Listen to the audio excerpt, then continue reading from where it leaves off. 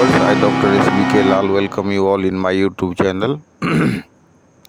मेरे YouTube channel में आपका बहुत बहुत स्वागत है। आज हम आपके लिए लेकर के आए हैं induced current and Fleming's right hand rule. तो आइए, बहुत इम्पोर्टेंट टॉपिक है, इसको हम देखते हैं कि इंड्यूस्ड करंट पर एक और वीडियो मैंने अपलोड किया है, उसको आप देखें। In that very lecture, we came to know how the electric current is produced without using battery। तो उसमें हमने माइकल फैराडे के द्वारा जो किया गया था एक्सपेरिमेंट 1831 में, उस पर चर्चा किया है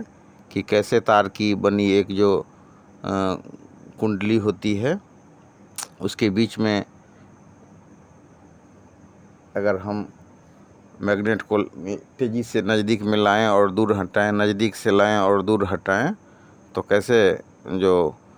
वो लूप जो होता है, तांबे के एक तार को जब हम लूप का रूप दे देते हैं और उसके नज़दीक तार को माने मैग्नेट को लाते हैं और हटाते हैं, तो ये जो हमारा लूप है उसमें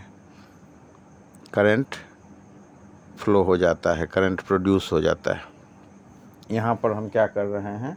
तो यहाँ पर हम दो मैग्नेट लेते हैं और मैग्नेट के द्वारा जो क्रिएट किया गया मैग्नेटिक फील्ड है, उसके बीच में अगर हम कोई चालक को मतलब कोई कंडक्टर को तेज़ी से लाएं और हटाएं, तो फिर यहाँ भी हमारा इंड्यूस्ड करंट उत्पन्न हो जाएगा। अब जो हमारा ये इंड्यूस्ड करंट होता है, तो उसके दिशा को मापने के लिए हम फ्लेमिंग्स राइट हैंड रूल का इस्तेमाल करते हैं। तो सबसे पहले थोड़ा सा रिव्यू कर लें कि सर्वप्रथम माइकल फैराडे 1831 ईस्वी में बताया एक्सपेरिमेंट करके कि तांबे के तार को अगर एक खंबंद लूप का आकार दे दें और उसके दोनों सिरों के बीच में एक गैल्वेनोमीटर जी, जो विद्युत धारा को सूचित करने वाली मतलब डिवाइस है, उसको जोड़ देते हैं, तो हम देखते हैं कि और मतलब लूप के नज़दीक तेज़ी से अगर हम मैग्नेट को लाते हैं, फिर हटाते हैं, फिर लाते हैं, फिर हटाते हैं तेज़ी से उसके नज़दीक, तो गैल्वेनोमीटर में विक्षेप उत्पन्न हो जाता है और ये लूप में ये विद्युत धारा उतने ही समय तक प्रवाहित होती है जितने समय तक कि चुंबक और लूप के बीच में अपेक्षित गति रहती है। उसके अलावा हमने देखा था कि कैसे बिना चुंबक के भी प्रेरित धारा प्राप्त कर सकते हैं। अब यहाँ पर जो हम प्रेरित धारा प्राप्त कर रहे हैं इंड्यूस्ड करंट, तो उसको देखिए कि जब किसी सीधे चालक को किसी चुंबकीय क्षेत्र के समकोणिक दिशा में चलाया जाता है, तो चालक में धारा प्रेरित होती है। प्रेरित धारा की दिशा को ज्ञात करने के लिए फ्लेमिंग का दक्षिण हस्त नियम, जिसको हम अंग्रेजी में कहते हैं फ्लेमिंग्स राइट हैंड रूल, तो उसका उपयोग करते हैं। तो यहाँ हम देख सकते हैं कि कैसे दो मैग्नेट है और मैग्नेट के बीच में कैसे हम समकोणिक रूप से जो चालक है उसमें गति देते हैं, और गति के कारण क्या होता है कि ये चालक में इंड्यूस्ड करंट उत्पन्न हो जाता है। अब हम बात करें फ्लेमिंग्स राइट हैंड रूल का, तो दाहिने हाथ का जो अंगूठा है, तर्जनी और मध्यमा को इस हिसाब से हम परस्पर समकोणिक दिशा में रखते हैं कि तर्जनी हमारा जो है चुंबकीय क्षेत्र की दिशा को संकेत करता है, अंगूठा गति के दिशा को, तो मध्यमा प्रेरित दिशा का संकेत करेगी। तो हम आराम से इसको समझ सकते हैं कि कैसे मतलब हम दाहिने हाथ के मध्यमा और तर्जनी को समकोणिक रखते हैं और कैसे जो अंगूठा है हमारा वो गति के दिशा को दिखाता है। देख रहे हैं आप तार को यहाँ पर फिगर में, तो तार को जो हम समकोणिक हिसाब से मूवमेंट देते हैं, तो तार का जो मोशन है अंगूठा दिखाता है, और तर्जनी जो है हमारा 4 फिंगर वो दिखाता है मैग्नेटिक फील्ड को, और ये जो हमारा मिडिल फिंगर है मध्यमा, वो दिखाता है इंड्यूस्ड करंट के दिशा को। तो बहुत सिंपल सा इसको समझना है, थोड़ा सा अगर आप ध्यान देंगे तो इसको बढ़िया से समझ सकते हैं और बढ़िया से इसको अपने भाषा में लिख सकते हैं। तो इसमें हमने 3 चीज़ का चर्चा किया। एक कि माइकल फैराडे के द्वारा जो 1831 में एक्सपेरिमेंट किया गया, तो उसमें लूप के नज़दीक कैसे हम मैग्नेट को तेज़ी से लाते हैं और हटाते हैं, मतलब उसको मैग्नेट को अगर गतिशील रखते हैं तो हम फिर देखते हैं कि कैसे लूप में जो इंड्यूस्ड करंट उत्पन्न होता है। दूसरा, एक हम कांटी लेते हैं और कांटी में क्या करते हैं, उसमें प्राइमरी और सेकेंडरी कोयल देते हैं,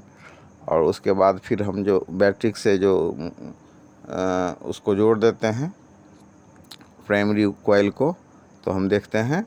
कि प्राइमरी कोयल में जब हम स्विच को ऑन करते हैं, अर्थात बैटरी से लाइन देते हैं, तो फिर इंड्यूस्ड करंट उत्पन्न होता है। उसके बाद फिर अगर हम स्विच को ऑफ कर दिए तो फिर करंट उत्पन्न होता है। तो इसमें हम तेज़ी से करंट को ऑन ऑफ करते हैं तो इंड्यूस्ड करंट उत्पन्न होता है। यहाँ पर जो हम देख रहे हैं, यहाँ पर हम क्या देख रहे हैं कि मतलब यदि किसी सीधे